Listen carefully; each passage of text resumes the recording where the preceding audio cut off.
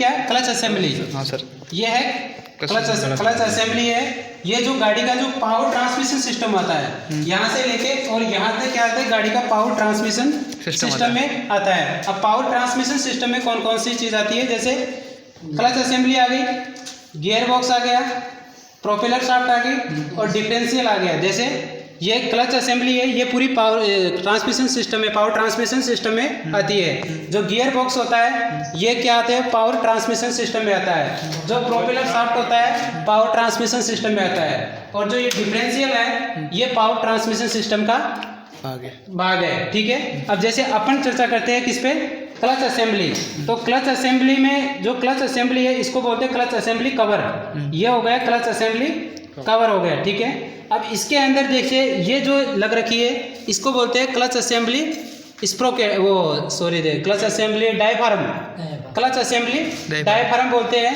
जैसे इसके अंदर क्या है कि जो फ्लाईव्हील और प्रेशर प्लेट के बीच में घर्षण प्लेट होती है। फ्लाईव्हील और प्रेशर प्लेट के बीच में फ्रिक्शन प्लेट या घर्षण प्लेट का यूज होता है। ठीक है, और फिर प्रेशर प्लेट के इसके जो प्रेशर प्लेट होती है, पहले तो होता है फ्लाईव्हील, फिर घर्षण प्लेट, फिर हो गया प्रेशर प्लेट, और प्रेशर प्लेट के बाद में आता है डायफ्राम स्प्रिंग, और डायफ्राम स्प्रिंग के बाद में आता है ये देखो, इधर देखो, ये जो इसको बोलते हैं सेलेक्टिव फॉर्क बोलते हैं इसको बोलते हैं सेलेक्टिव फॉर्क। और इनके बीच में ये बियरिंग लगा होता है, थ्रस्ट बियरिंग या बॉल बियरिंग लगा होता है। इसके नीचे थ्रस्ट बियरिंग या बॉल बियरिंग लगा होता है। और ये आ गई यहाँ से जो लीवरेज होती है ना, ये पूरी क्लच असेंबली की लीवरेज होती है। और ये देखो, इधर देखो, अब जैसे ही इस क्लच को, ये क्लच है, जैसे ही इस क्लच पेडल को, जैसे ही मैंने इस क्लच पेडल को दबाया, ठीक है, जैसे ही क्लच पेडल को दबाया मैंने, तो इसमें क्या है कि जो इंजन और जो पावर ट्रांसमिशन सिस्टम था इंजन का, उनकी क्या हो गया, डिसएंगेज हो गया। इसको दबाते क्या है कि जो क्लच प्लेट थी ना, वो क्या है कि इंजन से दूर हो गई, यानी कि इंजन की जो पावर थी ना वो अब पीछे नहीं जा रही है, यानी कि ये फ्री मूवमेंट हो रहा है। तो इसको जैसे मैं छोड़ूंगा, जैसे ही मैं इसको, अभी देखो, इधर देखो, ये जो सेलेक्टिव फॉर्क है इसमें जो ये शाफ्ट होती है, ये एक तो होती है इन शाफ्ट और एक होती है क्लच शाफ्ट। तो जो क्लच शाफ्ट के ऊपर जो बियरिंग लगा होता है, ये फॉर्क लगा होता है, ये क्या करता है, ये इस क्लच असेंबली को क्या है कि अंदर की तरफ धकेलता है। और ये जो क्लच, इसके अंदर जो प्रेशर प्लेट होती है, प्रेशर प्लेट पे धक्का मारता है, और प्रेशर प्लेट क्या करती है, जो उस पर फ्रिक्शन प्लेट लगी होती है ना, उसको क्या है कि अपनी तरफ खींच लेती है और उधर फ्लाईव्हील रह जाता है। तो इनके बीच में क्या हो जाता है, डिसएंगेज होता है, यानी कि तोड़ने का कार्य करती है। जोड़ने का और तोड़ने का कार्य कौन करता है, क्लच असेंबली।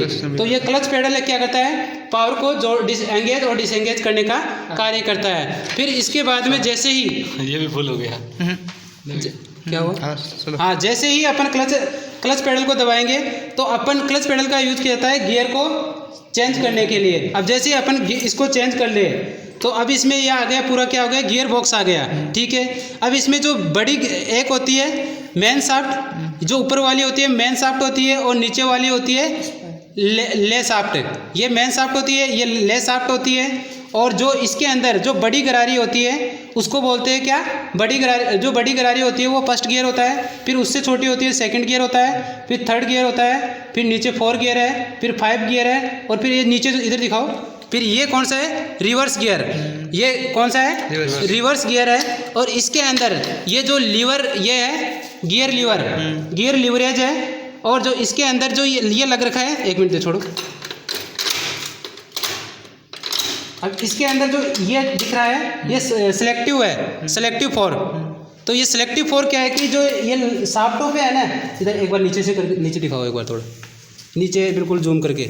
अब इनके अंदर जो ये शाफ्ट लग रखी है, गियर की शाफ्ट है, ये क्या है कि एक्सचेंज होती रहती है, ये कभी इस पे कभी उस पे चली जाती है। तो इसको क्या है कि देख, अब ये काम कर रही है ना, इसमें 2 शाफ्ट लग रखी है। जैसे मैं अब ये पहले ये कर रहा था काम, ये सेलेक्टिव फॉर्क, अब ये करने लग गया,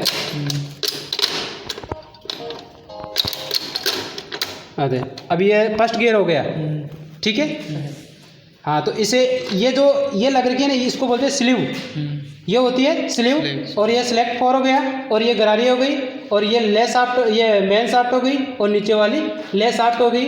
अब जैसे ही क्लच को छोड़ देते हैं तो इंजन की जो पावर होती है वो आ जाती है कहाँ, डिफरेंशियल शाफ्ट। अब आओ, ये होती है ये propeller shaft, sorry propeller shaft. इसके अंदर क्या है कि इसको बोलते हैं यूनिवर्सल जॉइंट।